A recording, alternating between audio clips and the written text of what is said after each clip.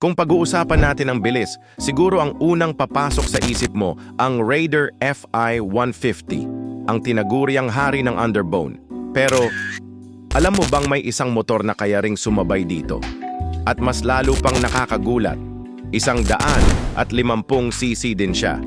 Kung hindi mo pa alam kung ano to, siguro hindi mo pa nararanasan yung totoong high RPM adrenaline rush. Pero teka lang, kung maglaban ang Raider FI 150 at Honda CBR 150 RV2, sino kaya ang unang aangat at sino ang mananatili sa unahan hanggang dulo? Yan ang malalaman mo pero hindi pa ngayon. Kilalanin muna natin ang dalawang bida.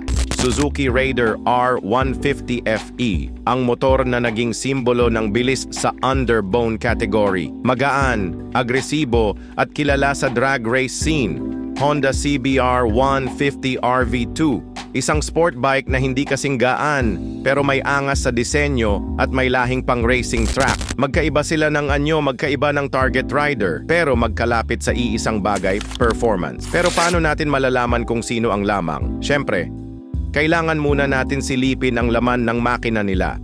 Suzuki Raider R150 FI 147.3cc DOHC 4-valve liquid-cooled bore X-stroke 62mm X 48.8mm 6-speed transmission. Timbang ~109 kilograms. Honda CBR 150 RV. V2 149.4cc DOHC 4-valve liquid-cooled bore X-stroke 63.5mm X 47.2mm 6-speed transmission. Timbang Sandertibo Palican Q.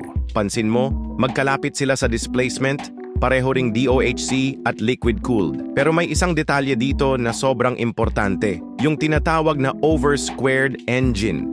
Kung alam mo kung ano yon, baka alam mo na kung saan to papunta. Pero kung hindi, ipapaliwanag ko. Over-squared, ibig sabihin, mas malaki ang lapad ng piston, bore, kaysa haba ng travel nito, stroke. Anong epekto nito? Mas maraming hangin at gasolina ang pumapasok. Mas mabilis umikot ang makina. Mas mataas ang RPM na kayang abutin. Sa madaling salita, ito yung klase ng makina na mahilig sa hatawan. At guess what? Parehong Raider FI at CBR 150 RV2 ay over-squared. Kaya kung parehong high revving at pang-performance ang makina, paano mo pipiliin kung alin ang mas mabilis? Hindi pa natin sasagutin yan. Hindi pa ngayon. Sa lungsod, isipin mo, naka-Raider ka. Magaan, mabilis sa arangkada, kaya mong sumingit kahit saan. Sa highway, isipin mo naman naka-CBR ka. Mas mabigat pero mas aerodynamic. Kapag humataw ka sa 120 kilometro bawat oras pataas, ramdam mong stable at planted ka sa kalsada.